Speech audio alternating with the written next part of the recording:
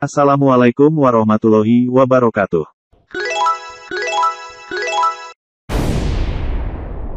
Terdapat banyak sekali keutamaan para sahabat Rasulullah Shallallahu Alaihi Wasallam. Mereka semuanya adalah orang-orang generasi awal yang menegakkan Islam, dan tentunya selalu setia menemani Nabi Muhammad ketika dihina, disiksa, dan direndahkan oleh kafir Quraisy. Mereka semuanya para sahabat Nabi ikhlas mengorbankan harta benda, kedudukan, dan meninggalkan keluarga mereka demi perjuangan Islam. Dengan demikian saking mulianya kedudukan para sahabat, Allah Subhanahu wa Ta'ala menempatkan posisi mereka sebagai generasi terbaik dan dijanjikan surga di akhirat. Alhasil kendati telah berlalu ratusan tahun yang lalu pun, sebenarnya masih ada satu sahabat Rasulullah Shallallahu Alaihi Wasallam yang masih hidup dan belum meninggal hingga sekarang. Siapakah dia gerangan? Kemuliaan para sahabat Nabi ini tersirat atau tergambar dalam firman Allah surah Al-Anfal ayat 62. Yang artinya, dan jika mereka hendak menipumu Muhammad, maka sesungguhnya cukuplah Allah menjadi pelindung bagimu. Dialah yang memberikan kekuatan kepadamu dengan pertolongannya dan dengan dukungan orang-orang mukmin. Kata, orang-orang mukmin, di ayat tadi merujuk pada para sahabat Rasulullah. Maka Allah Subhanahu wa Ta'ala menjadikan mereka pendukung dan penopang dakwah Islam, bahkan mereka rela mengorbankan nyawa demi tegaknya kalimat Allah Subhanahu wa Ta'ala.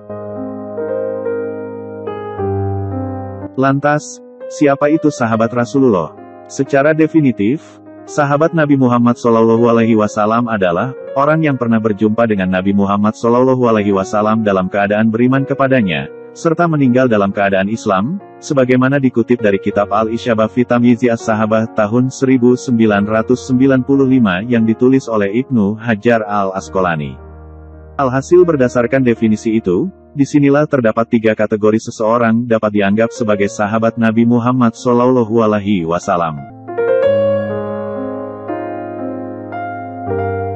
Yang pertama, orang itu harus pernah berjumpa dengan Nabi Muhammad SAW secara nyata, minimal sekali seumur hidupnya. Orang-orang yang menyatakan bermimpi bertemu beliau tidak bisa dikategorikan sebagai sahabat karena pertemuan itu terjadi di alam bawah sadar atau mimpi, serta tidak berlaku dalam kategori ini. Yang kedua, para sahabat harus dalam keadaan beriman. Karena itulah, orang-orang yang mempunyai simpati ke Islam dan mendukung dakwah Nabi Muhammad SAW, namun tidak beriman, itu pun tidak bisa dianggap sebagai sahabat. Sebagai misal pamannya Nabi Muhammad, Abu Talib adalah sosok pelindung dakwah beliau Kanjeng Nabi Muhammad SAW. Ia bersimpati dan mendukung langkah Rasulullah. Sayangnya, hingga Abu Talib meninggal, ia tidak mengucapkan kalimat syahadat dan belum beriman kepada Allah Subhanahu wa Ta'ala. Yang ketiga, seorang sahabat harus meninggal dalam keadaan muslim. Di masa kenabian, terdapat sejumlah orang yang memeluk Islam dan berjuang bersama Rasulullah, namun di akhirnya hayatnya, mereka keluar dari Islam. Di antara mereka yang murtad adalah Ubaidullah bin Jahsy dan istrinya, Ummu Habibah binti Abu Sufyan. Keduanya merupakan bagian dari orang-orang yang memeluk Islam di periode Makkah dan berhijrah ke Habasyah atau Ethiopia. Namun sangat disayangkan sesampainya di Habasyah, keduanya malah berpindah keyakinan dan memeluk agama Nasrani. Kendati mereka berdua pernah berjuang bersama Nabi Muhammad SAW, namun karena murtad dan meninggal dalam keadaan kafir, maka mereka tidak bisa disebut sebagai sahabat Nabi Muhammad SAW.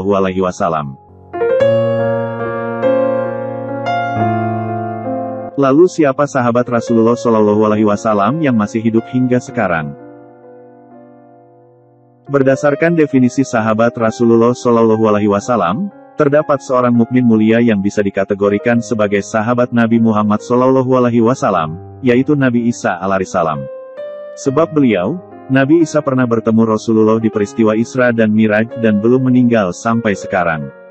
Ketika diangkat ke langit dalam kejadian Isra dan Miraj, Rasulullah SAW bertemu dengan para nabi sebelum beliau. Kemudian para nabi dan rasul itu juga menjadi makmum ketika Rasulullah mengimami salat 2 rakaat.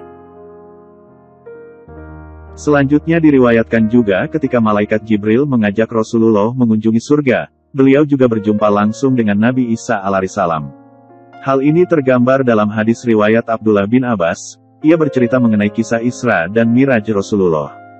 Yang artinya, malam saat Nabi Muhammad SAW Isra, beliau diajak malaikat Jibril memasuki surga. Beliau mendengar ada suara di sampingnya. Lalu Nabi bertanya, "Hai Jibril, apa itu?" "Itu adalah Bilal sang muazin," jawab Jibril. Nabi SAW bersabda di tengah halayak, "Sungguh beruntung Bilal. Aku melihatnya demikian dan demikian."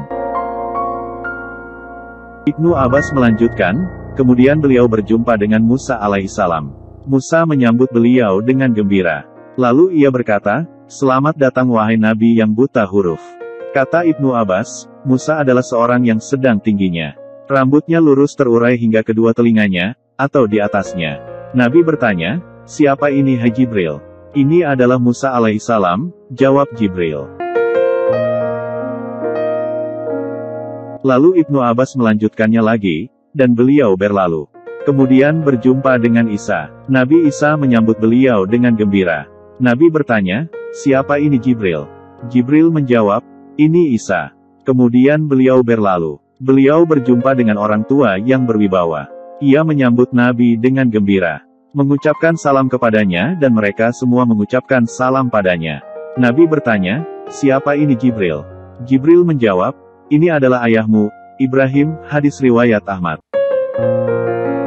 Penyebutan julukan sahabat Rasulullah atas Nabi Isa ini tertuang dalam kitab Tajrid Asma as-Sahabah, tahun 2008, yang ditulis oleh Imam Az-Zahabi. Nabi Isa diangkat oleh Allah Subhanahu wa Ta'ala ke langit dan belum meninggal hingga sekarang.